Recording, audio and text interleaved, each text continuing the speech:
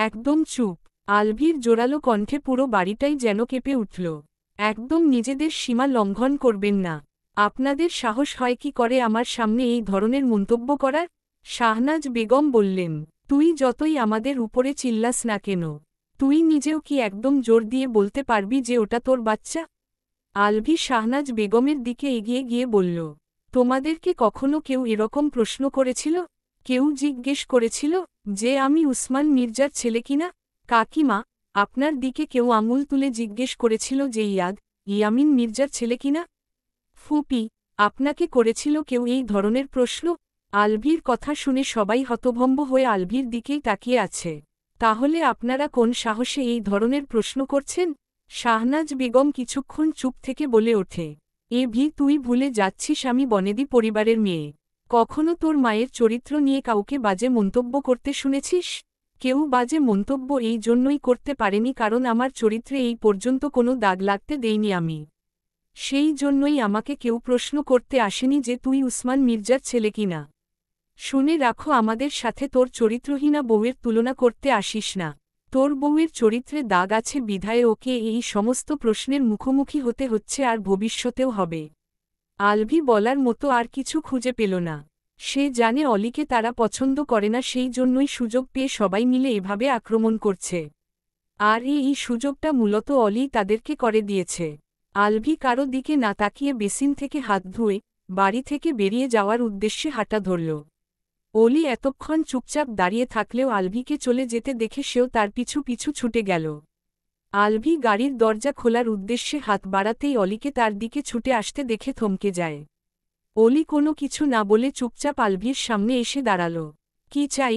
পিছু পিছু ঘুরছ কেন? অলি নিজের চোখজোড়া মুছে মাথা নত করে বলল, আমি আপনার সাথেই যেতে চাই। প্লিজ আমাকে একা রেখে যাবেন না। আলভি ঘুরে দাঁড়াল অলির দিকে। আমার সাথে কোথায় যাবে? অলি কিছুক্ষণ ঠোঁট চেপে পেভমেন্টের দিকে তাকিয়ে রইল। তারপর কণ্ঠ খাদে নামিয়ে বলল, 2 দিন আগে আমার মা অ্যাক্সিডেন্ট করেছিলেন। তাকে নিয়ে হসপিটালে গিয়েছিলাম, কিন্তু সেখান থেকেই আপনার বন্ধু রিফাত, নোমান ভাইয়াকে দিয়ে আমাকে কিডন্যাপ করিয়ে নিয়েছিল। আমি এখন পর্যন্ত জানি না আমার মা কেমন আছে। আপনি যদি আমাকে সেখানে নিয়ে যেতেন। আলভি অবাক হয়ে বলল, ওয়েট, আম্মু কিভাবে অ্যাক্সিডেন্ট করেছিলেন? আমি তো এই বিষয়ে কিছুই জানতে পারলাম না।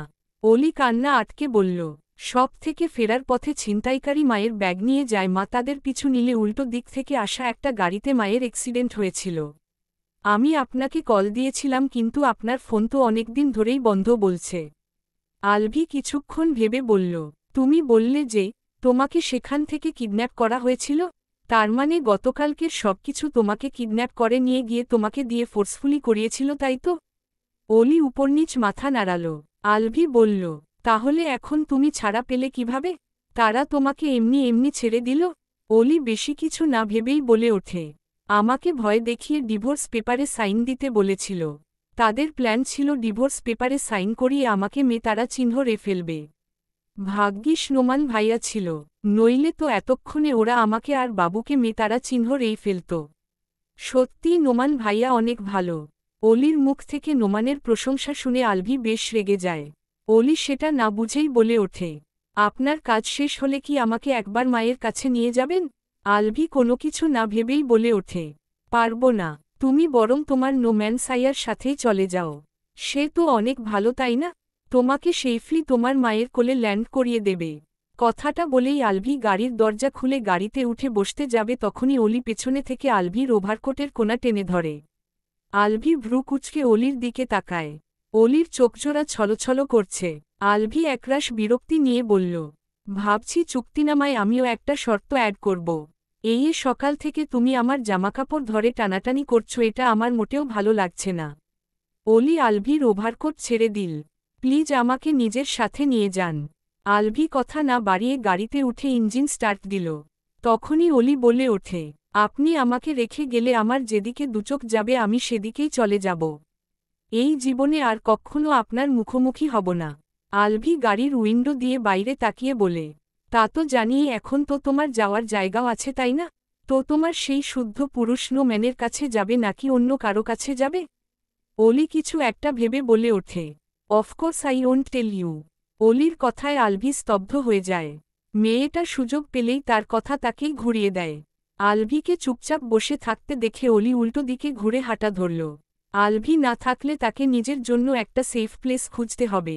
তার হাতে বেশি সময় নেই। না জানি ওদিকে নোমানের উপর দিয়ে কি ঝড় বয়ে যাচ্ছে। অলি কয়েক পা এগিয়ে যেতেই আলভি পেছনে থেকে ডেকে ওঠে, মিসেস অলি তাসনিম মির্জা, আপনার দুচোখ যেন আমার দিকে ছাড়া আর অন্য কোনো দিকে না যায়। সেই বিষয়ে খেয়াল রাখবেন। ইউ হ্যাভ অনলি 5 সেকেন্ডস, তাড়াতাড়ি আমার দিকে চলে আসুন কুইক। অলির ঠোঁটের কোণে হাসি ফুটে উঠল। এই মুহূর্তে আলভির সাথে থাকাটাই তার জন্য সবচাইতে সেফ। কারণ আলভির কোনো ক্ষতি সেই লোকগুলো করবে না। যদিও অলি জানে না যে আলভিকে দ্বিতীয় বিয়ে করিয়ে তাদের কি এমন লাভ হবে বা আলভিকে তাদের ঠিক কি কাজে লাগবে। তবে রিফাতের কথাগুলো থেকেই অলি বুঝে গেছে, আপাতত আলভির কোনো ক্ষতিই তারা করবে না। অলি দ্রুত পায়ে আলভির দিকে চলে যায়। আলভি অলির জন্য ডোর ওপেন করতেই অলি গাড়িতে উঠে বসে। বেলা 11টা বাজে। দেয়ালঘড়ির টিকটিক শব্দটা স্পষ্ট শোনা যাচ্ছে, কারণ অফিস রুমের পরিবেশ নিস্তব্ধ। বড় একজোড়া জানালা দিয়ে রোদের নরম আলো এসে পড়েছে সাদা পর্দার ওপর। পর্দার ফাঁক দিয়ে ঢুকে পড়া রোদের রেখা ছায়া ফেলছে অফিস রুমের এক কোণে রাখা ধূসর রঙের সোফার ওপর। সেই সোফাতেই বসে আছে অলি। সেই নিঃশব্দে বসে আছে, কিন্তু চোখে মুখে বিরক্তি স্পষ্ট। দুই কনুই হাঁটুর ওপর ভর করে থুতনি ঠেকিয়ে রেখেছে তালুর ভেতর। তার পায়ের তালু দুটো বারবার কার্পেটের গায়ে ঘষা খাচ্ছে। কখনো সে আলভির দিকে তাকায়, কখনো দেয়ালে ঝুলে থাকা কালো ফ্রেমের অদ্ভুত কিছু আর্ট দেখে। কয়েক মিনিট পরপরই সে বিরক্ত মুখে দীর্ঘশ্বাস ফেলে। অলির সামনে বসা আলভি একেবারে ডুবে আছে নিজের কাজে। চোখ দুটো স্ক্রিনে আটকে, একের পর এক মেইল পড়ছে, প্রেজেন্টেশন যাচাই করছে। মাঝে মাঝে কিবোর্ডে টাইপ করার শব্দ ভেঙে দিচ্ছে অফিস রুমের নিস্তব্ধতা। আলভির ডেস্কের পাশে কফির কাপ ঠান্ডা হয়ে গেছে, কিন্তু সে খেয়ালই করছে না। রুমে থাকা সেন্টের মৃদু সুবাস আর এসির ঠান্ডা বাতাসে অলির অস্থির মন শান্ত হচ্ছে না। অলি শুধু ভাবছে কখন সে মায়ের কাছে যাবে। মায়ের জন্য ভীষণ চিন্তা হচ্ছে তার। হঠাৎ করেই অলির পেট থেকে গুড়গুড় শব্দ ভেসে আসে। অলি আতকে উঠে আলভির দিকে তাকায়, আলভি শুনেছে কিনা বোঝার চেষ্টা করে। কিন্তু না, আলভি তখনও মন দিয়ে স্ক্রিনের দিকে তাকিয়ে টাইপ করে যাচ্ছে। কিন্তু কয়েক সেকেন্ড যেতেই আলভির আঙুল থেমে যায়। সে আস্তে করে মনিটর থেকে চোখ সরিয়ে অলির দিকে তাকায়। অলি এখন সোফার পাশের বালিশে হেলান দিয়ে চোখ বুজে আছে। ঠোঁটের কোণে ক্লান্তি। আলভির মনে পড়ে যে অলি সকাল থেকে এই পর্যন্ত কিচ্ছুটি খায়নি। কাজের প্রেসারে সে ব্যাপারটা ভুলেই গিয়েছিল। আলভি অলির থেকে চোখ সরিয়ে তার পিয়ে সোহেলকে মেইল পাঠাল, আমার অফিস রুমে খাবার পাঠিয়ে দেও। সোহেল নিজের ডেস্কে বসে কাজ করছিল। আলভির মেইল দেখে সে বেশ অবাক হয়ে যায়। তবে পরক্ষণেই মনে পড়ে যে আজকে মিসেস তাসনিম মির্জাও আলভির সাথে এসেছেন। ভাবনাটা মাথায় আসতেই সোহেল জিজ্ঞেস করে, কি খাবার পাঠাবো স্যার? নুডলস, স্যান্ডউইচ, পেস্ট্রি আর জুস, যত তাড়াতাড়ি সম্ভব পাঠাও। মেইলটা পাঠিয়ে আলভি পুনরায় অলির দিকে তাকিয়ে বিড়বিড় করে বলল, ডাম্বো গার্ল, ক্ষুধা লেগেছে সেটাও মুখ ফুটে বলতে পারছেন না। আমার সাথেই যত্তসব ন্যাকামি। ওই নো ম্যানের সাথে গিয়ে তো ভালোই নুডলস অর্ডার করে খেতে পেরেছিল। আলভি পুনরায় কাজে মন দেয়, যেন কিছুই হয়নি। 15 মিনিট না পেরোতেই কেউ একজন দরজায় নক করে। যার শব্দে অলি তড়িঘড়ি করে উঠে বসে নিজের মাথার ওড়না ঠিক করে নেয়। বোরকা না পরে আসাতে তার একটু অস্বস্তি লাগছে, কিন্তু তখন বোরকা পরে আসার মতো সময় ছিল না। তাছাড়া তার সব কাপড়চোপড় সে বাবার বাড়িতেই রেখে এসেছে।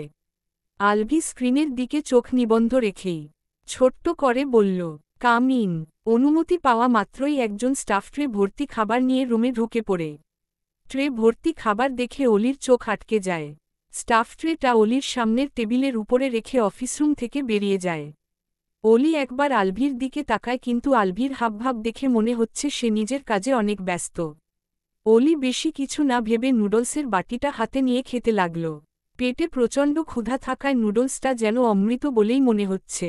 অলির খাওয়ার গতি দেখে আলভির চোখ আটকে যায়। মেয়েটা এত বেশি ক্ষুধা নিয়েও চুপচাপ বসেছিল। খাওয়ার মাঝেই হঠাৎ অলির চোখ যায় আলভির দিকে। আলভিকে নিজের দিকে তাকিয়ে থাকতে দেখে অলি মুখের খাবারটুকুও যেন গিলতে ভুলে যায়। অলির রিয়েকশন দেখে আলভি চোখ সরিয়ে পুনরায় স্ক্রিনের দিকে মনোযোগ দিল। কিছুক্ষণ যেতেই কাঁধের উপর কারো আলতো স্পর্শে আলভি ভ্রু কুঁচকে পাশে তাকাতেই দেখল অলি পেস্ট্রি হাতে দাঁড়িয়ে আছে। কি চাই?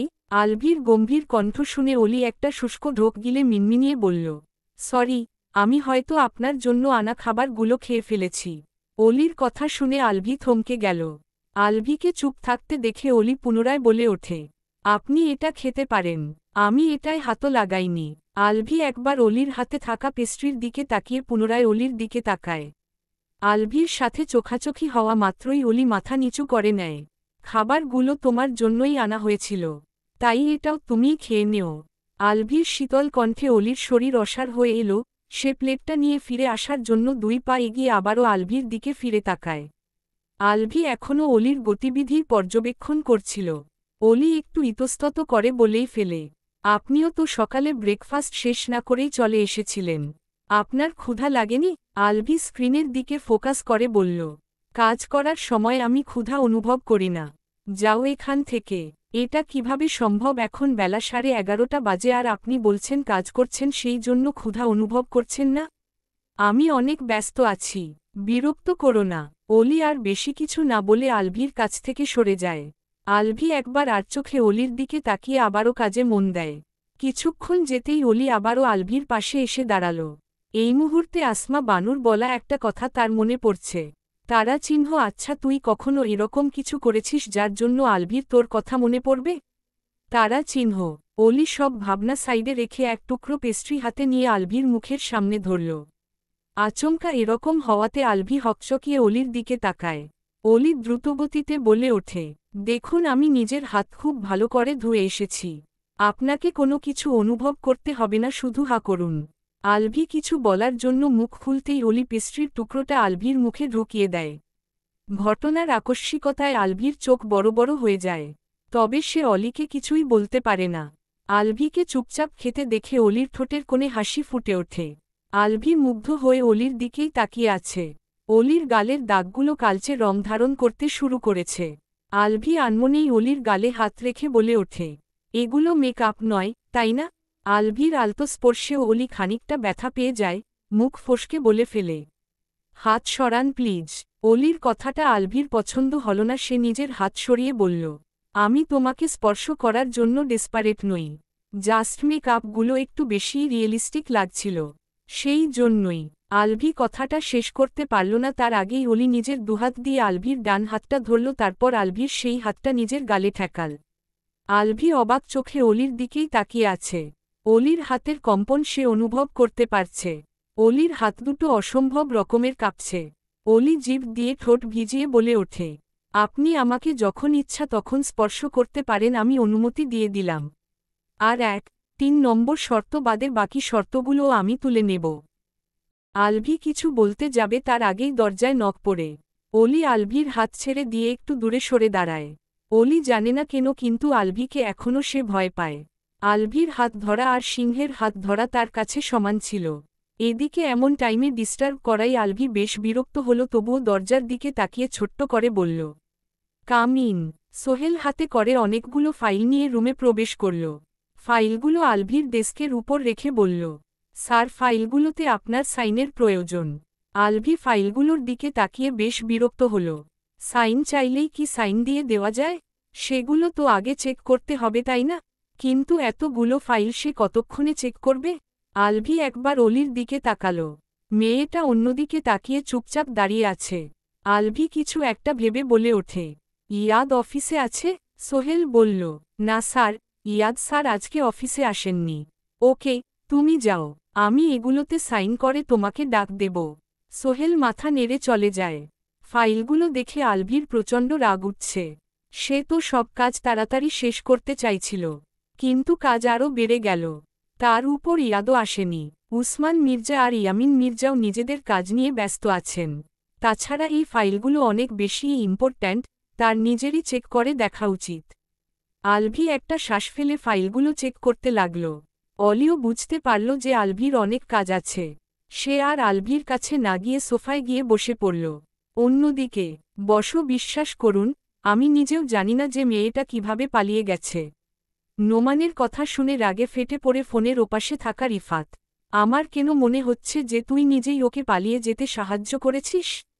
বসো, আপনি এসব কি বলছেন? আপনি তো জানেনই যে টাকাগুলো আমার কত বেশি প্রয়োজন। তাছাড়া আমি যদি মেয়েটাকে বাঁচাতেই চাইতাম তাহলে কি কিডন্যাপ করে নিয়ে আসতাম? আপনিই বলুন। ফোনের ওপাশে থাকা রিফাতের হাত থেকে অন্য লোকটা ফোনটা নিয়ে বলে ওঠে, অতগুলো গার্ডস থাকতে কি করে মেয়েটা পালিয়ে গেল? তুই কি করছিলি তখন? বস, আমি মেয়েটার হাতে ঘুমের ইঞ্জেকশন পুশ করে দিয়ে নিজের রুমে গিয়ে ঘুমিয়ে পড়েছিলাম, তারপর আমার আর কিচ্ছু মনে নেই। সকালে আমার ঘুম ভাঙতেই দেখলাম আমি হসপিটালে আছি। বস, মেয়েটা প্রচণ্ড চালাক, আমাকেই ঘুমের ইঞ্জেকশন দিয়ে পালিয়ে গেছে। ফোনের ওপাশে থাকা লোকটা কর্কশ কণ্ঠে বলে ওঠে, আমি জানি না কিভাবে, কিন্তু মেয়েটাকে আবারও বন্দি কর নোমান। নয়তো ওই মেয়েটার জায়গায় তোর নানিকেই কবর দেব আমি। তুই আমাকে চিনিস না। লোকটার কথা শুনে নোমান আঁতকে উঠল। লোকটা যে এতটা নৃশংস সেটা নোমান ভাবতেও পারেনি। নোমান যদি জানত যে আঘাতটা তার নানুর উপর এসে পড়বে তাহলে অলিকে সে কোনোভাবেই পালিয়ে যেতে সাহায্য করত না। টুট আওয়াজে কল কেটে যায়। বিকেল ৩টা। আলভির কাজ কিছুক্ষণ আগেই শেষ হয়েছে। আলভি সব ফাইলগুলো গুছিয়ে রেখে উঠে দাঁড়াল। রুমের কোনায় থাকা সোফার দিকে চোখ পড়তেই থমকে গেল। সেখানে বসে থাকতে থাকতে অলি কখন যে ঘুমিয়ে পড়েছে সে নিজেও টের পায়নি। চোখ বোজা মুখটায় ক্লান্তির ছাপ স্পষ্ট। অলির গালের দাগগুলো দেখে আলভির বুক কেঁপে উঠল। সে চোখ নামিয়ে ধীরে ধীরে অলির সামনে এসে বসল। অন্যমনস্ক ভঙ্গিতে তাকিয়ে রইল কিছুক্ষণ, চোখে একরাশ অপরাধবোধ। তোর চেহারার এই অবস্থা রিফাত করেছে তাই না? আমি ওকে ছাড়ব না হানিবি। সরি, আমি তোকে প্রোটেক্ট করতে পারিনি। আমার উচিত ছিল তোকে জোর করে নিজের কাছে আটকে রাখা। আসলে আমি শুনেছিলাম ভালোবাসলে নাকি আটকে রাখতে নেই, মুক্ত করে দিতে হয়। আর মুক্ত করে দেওয়ার পরেও যে চলে না গিয়ে ফিরে আসে তাকে অনেক যত্ন করে আগলে রাখতে হয়। আমি জানি না কি হচ্ছে বা ভবিষ্যতে কি হবে, কিন্তু আমি আজ থেকে তোকে প্রোটেক্ট করব, তোকে আগলে রাখব। প্রমিস করলাম। অফিস রুমের ভেতরে যেন একটা ভারী নীরবতা নেমে এলো। জানালার পর্দা নড়ছে ধীরে ধীরে। আলভি নিচু হয়ে অলির চুলে হাত বুলিয়ে দিল নিঃশব্দে। বিকেলের নরম আলোয় সূর্যের তেজ যেন একটু একটু করে মিয়ে এসেছে। আকাশের এক কোণে ছড়িয়ে থাকা মেঘেদের গায়ে লেগে আছে হালকা সোনালি আভা। প্রশস্ত রাস্তায় শুনশান নীরবতা। এই নির্জন বিকেল বেলায় ছায়া ছায়া আলো গায়ে মেখে একটি গাড়ি ছুটে চলেছে শহরের ফাঁকা রাস্তায়। স্টিয়ারিংয়ে আলভির শক্ত কিন্তু শান্ত হাত। তার দৃষ্টি সামনে, পাশের সিটে অলির নিরুত্তাপ উপস্থিতি। অলি নিঃশব্দে বাইরের দিকে তাকিয়ে আছে, উইন্ডোর কাচের উপর তার কপাল ঠেকানো। আলভি চট করে অলির দিকে তাকিয়ে বলল, লাঞ্চ করতে বললাম সেটাও করলে না। মায়ের কাছে যাবার জেদ ধরেছ। বললাম ড্রিভারের সাথে চলে যাও, সেটাও শুনলে না। কি সমস্যা তোমার? অলি কোনো উত্তর দিল না। পূর্বের নেই গাড়ির উইন্ডোতে মাথা ঠেকিয়ে বসে রইল। তার মুখে কোনো অভিব্যক্তি নেই। আলভি সামনের দিকে দৃষ্টি রেখে এবার নিচু স্বরে বলল, আজকে আমার অ্যাপয়েন্টমেন্ট ছিল। কতগুলো পেশেন্টকে এসে ফিরে যেতে হবে সেই ধারণা আছে? অলি হালকা গলায় বলল, আমি জেদ ধরেছিলাম, তবে জোর তো করিনি। আপনি আসলেন কেন? এক মুহূর্তের নীরবতা। এরপর আলভি ধীর গলায় উত্তর দিল, আম্মু অসুস্থ, জামাই হিসেবে আমার যাওয়াটা উচিত বলে মনে হয়েছে, সেই জন্যই এসেছি। অলি এবারও আলভির দিকে না তাকিয়েই বলল, রোগী দেখার পরেও যাওয়া যেত। আলভি এবার অলির দিকে তাকালো, কিন্তু অলি এখনও জানালার দিকে মুখ ফিরিয়ে রেখেছে। যেন এক অদ্ভুত শীতলতা ছড়িয়ে আছে অলির অভিব্যক্তিতে। আলভি হতাশার শ্বাস ফেলে বলল, আমার জায়গায় আরেকজন ডক্টর রোগী দেখবে বলে কথা দিয়েছে। বেশ তো, তাহলে রোগীদের ফিরে যেতে হবে কেন? আলভি এবার আরেকটা গভীর শ্বাস ফেলে চোখ ফেরালো রাস্তায়, তারপর উদাহরণ টেনে বলল, ধরো তুমি ডেইজি ফুল কিনতে গিয়েছ, কিন্তু গিয়ে দেখলে সেখানে গোলাপ ফুল বিক্রি করা হচ্ছে। তখন তুমি কি করবে? অলি এবার প্রথমবারের মতো মাথা তুলে আলভির দিকে তাকাল। চোখে মুখে কোনোরকম রাগ নেই, স্বাভাবিক স্বরেই বলল, অবশ্যই আমি গোলাপ ফুলই কিনে নেব। আলভি ভ্রু কুঁচকে অলির দিকে তাকাতেই অলি একটু হেসে আবারও বলল, আমি ডেইজি ফুলের চাইতে গোলাপ ফুল বেশি পছন্দ করি। সেই হিসেবে আমি গোলাপ ফুল পেয়ে আরও বেশি খুশি হয়ে যাব। আলভি নিজমনেই বলে উঠল, এত ফুলের মধ্যে গোলাপ ফুলই পছন্দ করতে হলো? যেটাতে আমার অ্যালার্জি? আমাদের পছন্দ অপছন্দ সম্পূর্ণ বিপরীতধর্মী, তাই না? Dash dash dash. গাড়ির ইঞ্জিনের মৃদু গুঞ্জন ছাড়া চারপাশে নিখাদ নীরবতা। যেন শব্দগুলো একে অপরকে এড়িয়ে যাচ্ছে। অলি আরও কিছুক্ষণ নীরবতা পালন করে প্রশ্ন ছুড়ল, আচ্ছা, আপনারও কি মনে হয় যে বাবুটার বাবা আপনি নন? প্রশ্নটা এমনভাবে তেড়ে এলো, যেন কোনো অতর্কিত ঝড় জানালার কাচ ভেঙে ভেতরে ঢুকে পড়েছে। আলভি একদমই প্রস্তুত ছিল না এমন কিছু শোনার জন্য। এক ঝটকায় সে গাড়ি ব্রেক করল। গাড়িটা থেমে গেল রাস্তার পাশে। সে অলির দিকে তাকালো, চোখে না ছিল বিস্ময়, না রাগ, একটা শূন্যতা, যেন কোনো অনুভূতির অস্তিত্বই নেই তার ভেতরে। আই ডোন্ট কেয়ার, বাচ্চাটার বাবাকে, সেটা নিয়ে আমার কোনো মাথা ব্যথা নেই। কথাগুলো যেন অলির মুখের রং পাল্টে দিল। তার চোখে মুখে ভেসে উঠল বিস্ময়। তার মানে আপনারও সন্দেহ হচ্ছে? আলভি এবার স্টেয়ারিংয়ে হাত রেখে গম্ভীর গলায় বলল, একটা কারণ দেখাও যার জন্য আমার সন্দেহ করা উচিত নয়। একটা কারণ দেখাও যার ভিত্তিতে আমি সবাইকে জোর গলায় বলতে পারব যে হ্যাঁ, ওটা আমারই সন্তান। অলি বহু চেষ্টা করেও এবার আর নিজেকে ধরে রাখতে পারল না। তার চোখের কোণা ভিজে উঠল। দ্রুত হাতে চোখ মুছে সে মুখ ঘুরিয়ে নিল। আলভি নিস্তরঙ্গ কণ্ঠে বলে উঠল, আমি জানি তিশার মেহেন্দির রাতে আমাদের মধ্যে শারীরিক সম্পর্ক হয়েছিল, কিন্তু বিশ্বাস করো আমার সেই রাতের কথা কিছুই মনে নেই। অলি কান্না আটকে আলভিকে বলল, তাহলে আপনি জানলেন কিভাবে যে আমাদের মধ্যে সেই রাতে কিছু হয়েছিল? আলভি আর চোখে অলির দিকে তাকিয়ে বলল, বিছানায় তারা চিহ্ন তো লেগেছিল। তাছাড়া আমার শারীরিক কন্ডিশন দেখেই আমি উপলব্ধি করতে পেরেছিলাম। বাহ, তার মানে আপনার হয়তো এটাও মনে নেই যে সেই রাতে কে আপনার সাথে ছিল? আলভি একটু অপ্রস্তুত হয়ে পড়লেও নাবোধক মাথা নাড়ায়। অলির এবার ভীষণ খারাপ লাগছে। আপনি তাহলে কিভাবে বুঝলেন যে আমি আপনার সাথে ছিলাম? তুমি আমাকে দেখে ভয় পাচ্ছিলে। তাছাড়া আমি তোমার নূপুর পেয়েছিলাম। প্রথমে আমি সেসব থেকেই ধরে নিয়েছিলাম। তারপর রিফাতের মেসেজ আর তোমার আচরণ দেখেই আমি নিশ্চিত হয়েছিলাম যে তুমিই আমার সাথে ছিলে। অলি আলভির দিকে এগিয়ে এসে বলল, তাহলে আপনি নিশ্চিত হবার পরেও কেন সন্দেহ করছেন যে এটা আপনার বাচ্চা নয়?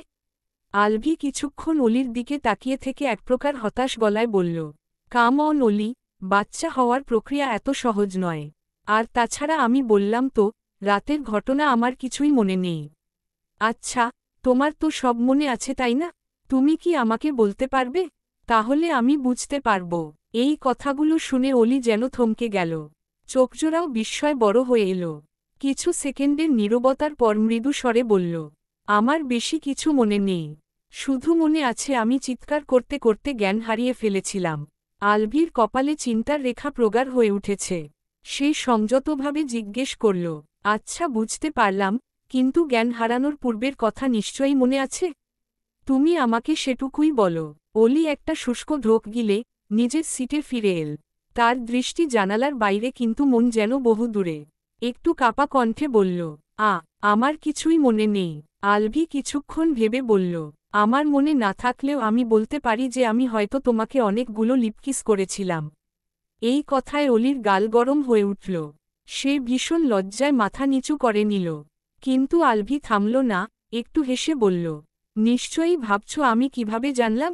আরে এতটুকু বোঝার মতো কমন সেন্স সবারই থাকে। তোমার ঠোঁট দেখেই তো আমি বুঝতে পেরেছিলাম। কিন্তু আমার ঠোঁটের কি হয়েছিল সেটা আমি এখনও বুঝতে পারছি না। সামহাউ তুমি আমার ঠোঁটে বাইট করনি তো?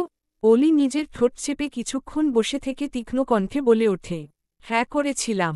আমার ইচ্ছা করছিল আপনাকে মেতারা চিহ্ন রে ফেলতে, কিন্তু আপনি সত্যিই অনেক শক্তিশালী। আপনার ভেতরে সেদিন একটা পশু ভর করেছিল।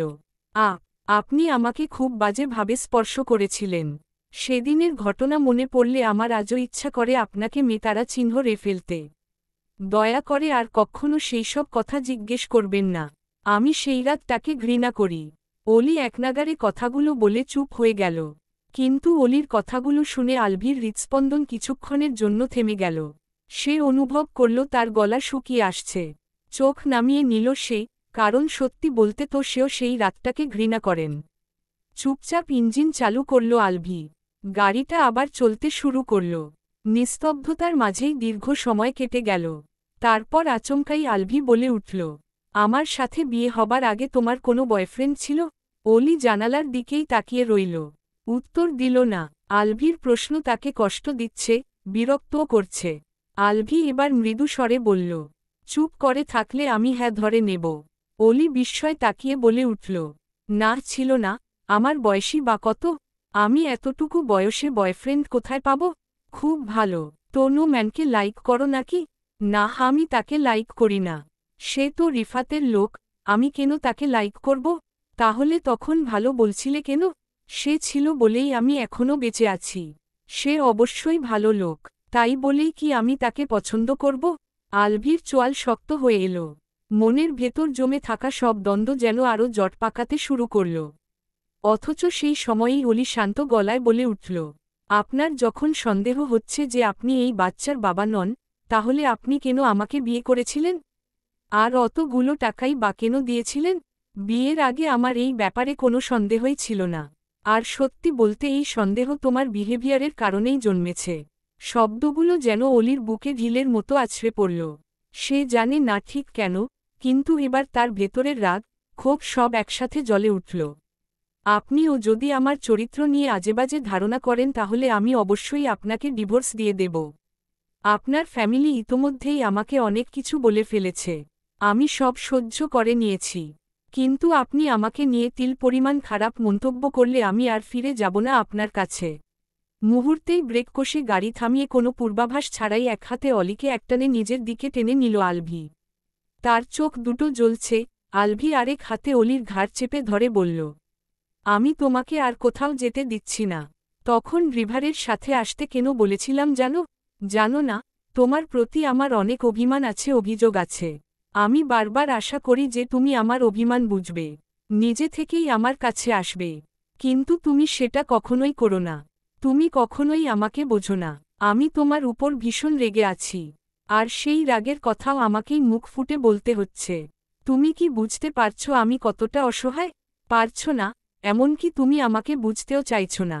আলভির কণ্ঠে এতটা তীব্র অনুভূতির ঘনঘটা শুনে অলি কয়েক মুহূর্ত স্তব্ধ হয়ে রইল।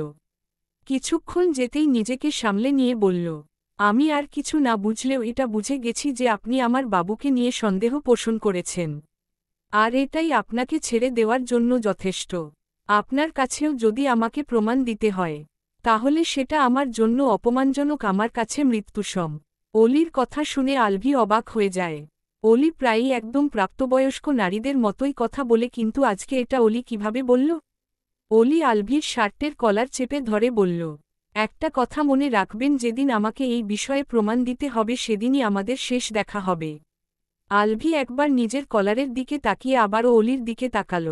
তারপর নির্লিপ্ততা সুরে বলল, আমাদের শেষ দেখা একমাত্র সেদিন হবে যেদিন আমাদের মধ্যের একজনের মৃতারা চিহ্ন তত্ত্ব হবে। তার আগ পর্যন্ত আমাদের দেখা হতেই থাকবে মিসেস অলি তাসনিম মির্জা। এই মুহূর্তে অলির রাগ যেন বিদ্যুতের মতো ছড়িয়ে পড়ছে। উত্তেজিত স্বরে সে বলে উঠল, আপনি কেন বিশ্বাস করছেন না যে বাচ্চাটা আপনার? আলভি হাসকিস্বরে বলতে লাগল, আই ডোন্ট কেয়ার। সত্যি বলতে বাচ্চাটাকে নিয়ে আমার বিন্দুমাত্রও আগ্রহ নেই। আমি শুধু চাই তোমাকে নিয়ে যাতে কেউ খারাপ মন্তব্য করতে না পারে। আমি শুধু চাই তুমি সবসময় সুস্থ থাকো, ভালো থাকো। আর আমি সেদিন মিথ্যা বলেছিলাম। এই বাচ্চাটার জন্য আমি তোমাকে 10 কোটি টাকা দেইনি, না তো তোমার ইচ্ছার বিরুদ্ধে গিয়ে তোমার সাথে শারীরিক সম্পর্ক স্থাপন করেছিলাম বলে দিয়েছি। আমি তোমাকে টাকাগুলো এই জন্যই দিয়েছিলাম যাতে তোমাকে কোনো প্রকার পরিস্থিতিতেই অন্য কারো মুখাপেক্ষী হতে না হয়। আমি সবসময় তোমার ভালো চাই, তোমাকে খুশি দেখতে চাই, কারণ আমি তোমাকে সত্যিই ভালোবাসি। আলভির কথাগুলো অলি যেন শুনছিল না, বরং অনুভব করছিল, একদম ত্বকের নিচ দিয়ে। শার্টের কলার থেকে হাতটা আপনা আপনিই ছুটে গেল, চোখে একটা অদ্ভুত বিস্ময়ের ছায়া। সে ধীরে, চুপচাপ নিজের সিটে ফিরে এল। উইন্ডোর দিকে মুখ ঘুরিয়ে, মাথা ঠেকিয়ে নিঃশব্দে কেঁদে উঠল। কাঁপা কাঁপা কাঁধগুলো তার কান্নার গভীরতা বোঝাতে লাগল, যেন সেই কান্নার শব্দ কেবল নিজের ভেতরেই সীমাবদ্ধ।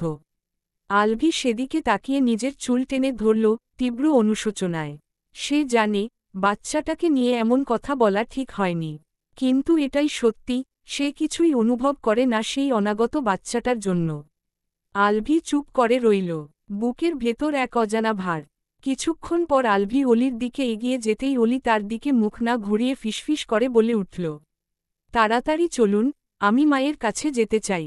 প্রায় 1 ঘণ্টা পর অলি আর আলভি অলিদের বাড়ির সামনে এসে থামল। বিকেলের আলো তখনও পুরোপুরি ম্লান হয়নি, গেটের পাশের বোগেনভেলিয়া গাছের ঝোপে লালচে ফুলের সমাহার।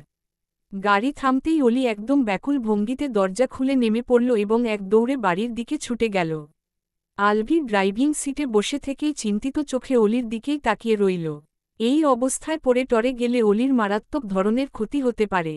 এক মুহূর্ত অপেক্ষা না করে আলভিও অলির পিছু পিছু দৌড়ে এলো। তারা মেইন ফটক পেরিয়ে বাড়ির মূল দরজার সামনে এসে পৌঁছাতেই অলি হঠাৎ থমকে দাঁড়ায়। দরজায় চোখ পড়তেই তার শরীর কেঁপে উঠল। তালাবদ্ধ, ভারী তালার একঘেয়ে ঝোলানো দৃশ্য দেখে যেন বুকের ভেতর ধক করে উঠল। আলভি অলির পাশে এসে দাঁড়িয়ে বলল, বাড়িতে তো কেউই নেই। অলি নিম্নস্বরে বলল, হয়তো মা সুস্থ হয়ে গেছে। সে হয়তো শপে গেছে আর বাবাও হয়তো অফিসে আছে, সেই জন্যই দরজায় তালা লাগানো। আলভি ভ্রু কুঁচকে বলল, আচ্ছা, তুমি বলেছ তোমাকে নাকি কিডন্যাপ করা হয়েছিল। তাহলে তোমার বাবাও কি একবারও আমাকে এই বিষয়ে জানাতে পারতেন না? মানলাম আমার ফোন বন্ধ, কিন্তু সে তো যেতে পারতেন আমাদের বাড়িতে। নয়তো তোমার খালার কাছে অন্তত বিষয়টা জানাতে পারতেন। অলি হাসার চেষ্টা করে বলল, মাকে নিয়ে হয়তো একটু বেশিই চিন্তায় ছিলেন, সেই জন্যই। সেই জন্য কি নিজের মেয়েকে ভুলে যাবেন? That's not fair. অলি ক্ষিপ্ত চোখে তাকাতেই আলভি চুপসে গেল। বাতাসে কিছুক্ষণ স্তব্ধতা নেমে এলো।